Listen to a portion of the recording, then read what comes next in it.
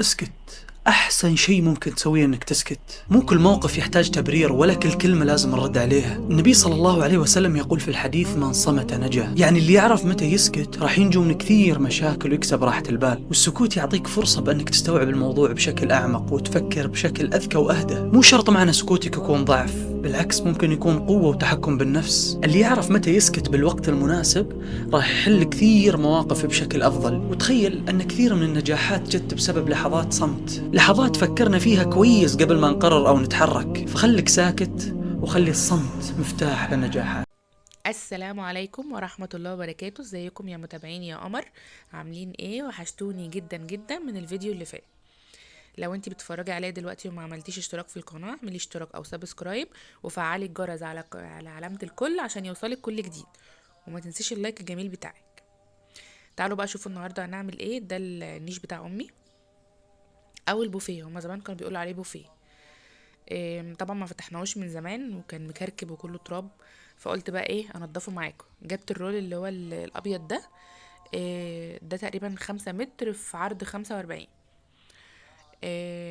اخترت الشكل ده، يكون ابيض وفيه ورد كده عشان يبقى مبهج، وفي نفس الوقت الحاجات الفاتحة بتدي وسع للمكان وبتخليه ينور كده. هنا بقى كنت بحاول ان انا اشيل الازاز، هو ازاز جرار. فكنت بحاول اشيله، فشلت للاسف. في بتاع كده صغيره تحت زي مجرى الازاز راكب فيها، فحاولت ان انا اشيله معرفتش. شلت بقى الحاجات اللي على الرف، وكنت مفكره ان الموبايل اصلا بيصور. كان في حد رن عليا والموبايل فصل، الفيديو فصل. ففضيت بقى الرف معاكم من غيركم يعني.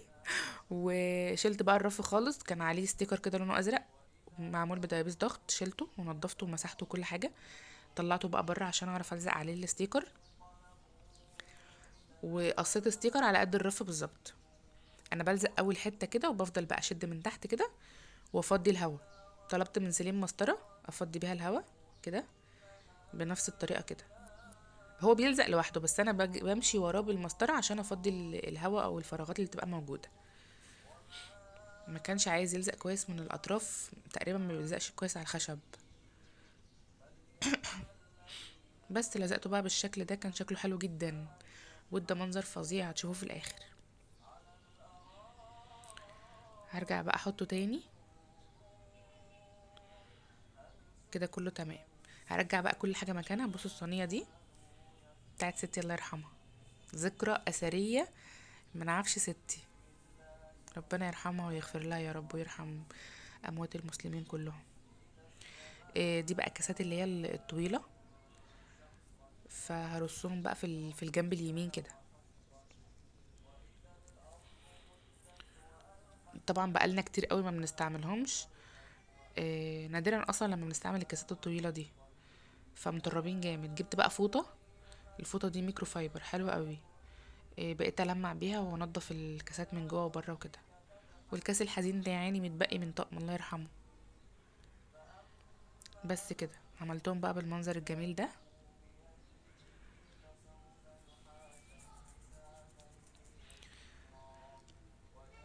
هروح بقى الناحية التانية. دي نفس الكاسات بس اصغر شوية، مش مطاولة. هنضفها برضو والمعها وهرصها بنفس الطريقة في الناحية الشمال.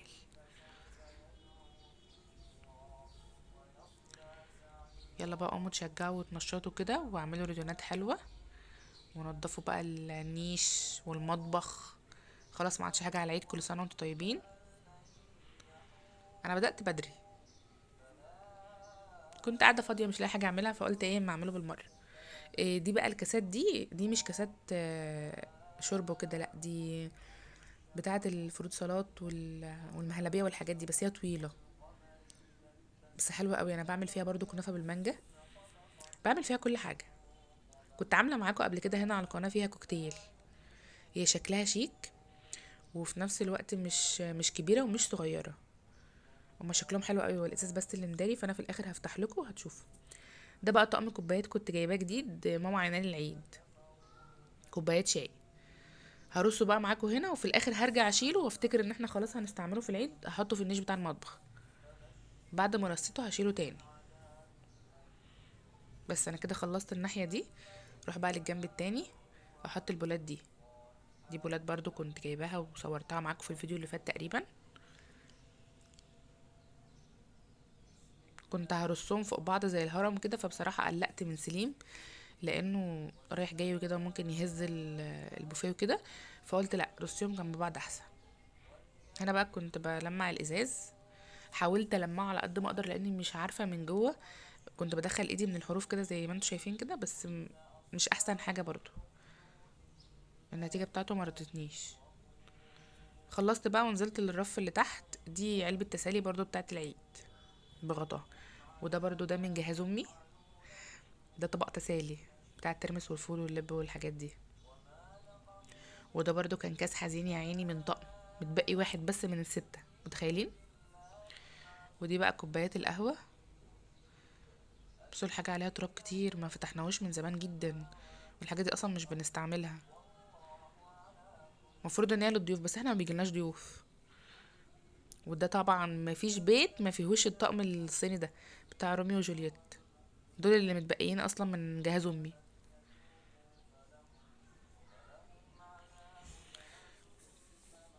لما بقى معاكم كل حاجة ونضفها. وده بصوا، ده برضو طقم شربات وله شفشق هوريهولكوا دلوقتي. ده درق تاني بقى يعني، ده كان طقم كنا شارينه لسه الحمد لله متبقي عندنا كوبايه منه، الدرق ده كان مع 6 كوبايات، بس الحمد لله لسه عندنا كوبايه واحده. ده طبق فاكهه، والبراد بقى بتاع روميو وجوليت، بس والله كانت حاجات حلوه. ودي مش عارفه لبانه دي ولا اسمها ايه.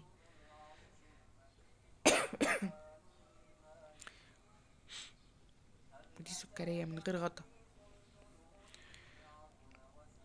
بس بقى في حاجات لقيتها متكسره فهرميها.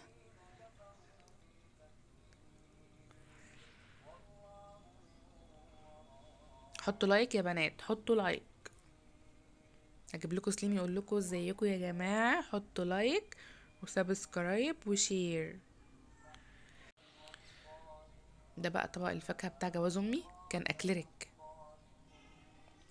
طب والله كان في حاجات حلوه زمان. هحط بقى المتبقي من طقم الصيني، هحاول اجمعه كده. دي استكانه بتاعه القهوه.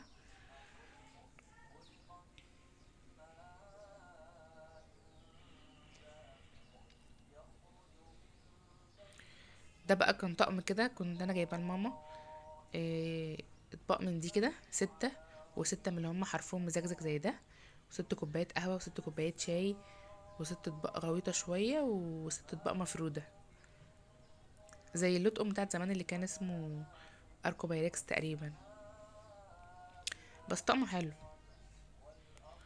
هو اي نعم نص الحاجات اللي فيه منستعملهاش، بس هو حلو. شلت بقى المفرش القديم ده ونضفت مكانه، ده كان لسه تايه مني لقيته. وفنجان تاني اهو، بس كده. قست بقى المفرش الستيكر وقطعت على قده، ما رضيتش بقى الزقه تحت لان خفت يفك لانه ما بيلزقش على الخشب كويس، فقمت رايحه ايه سبته زي ما هو، ما فكتش اللزق وعملته بدبابيس ضغط.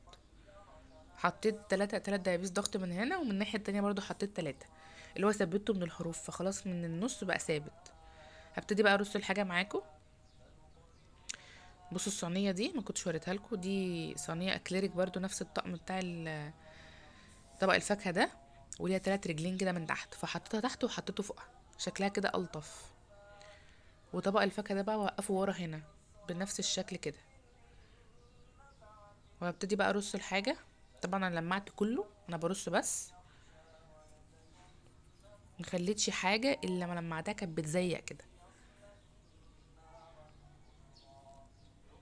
هو يعني اللي متبقي من الطقم كله فنجان صغير واحد، معرفش الحاجات دي راحت فين، ممكن تكون تاهت مننا واحنا بننقل، بس اكيد مش كله تتكسر. بس ظبطت الناحيه دي بقى كده خلاص، كده بقت فل الفل، وده فوق خلاص خلص. هروح بقى الناحيه التانية، مش عارفه انا عملتها ولا لسه. بصوا الكاس ده، اه كنت خلصتها عملتها برا الكاميرا. كده فل الفل. بصوا ايدي بوريكم بقت عامله ازاي. ده الطقم اهو بالكوبايات بتاعته.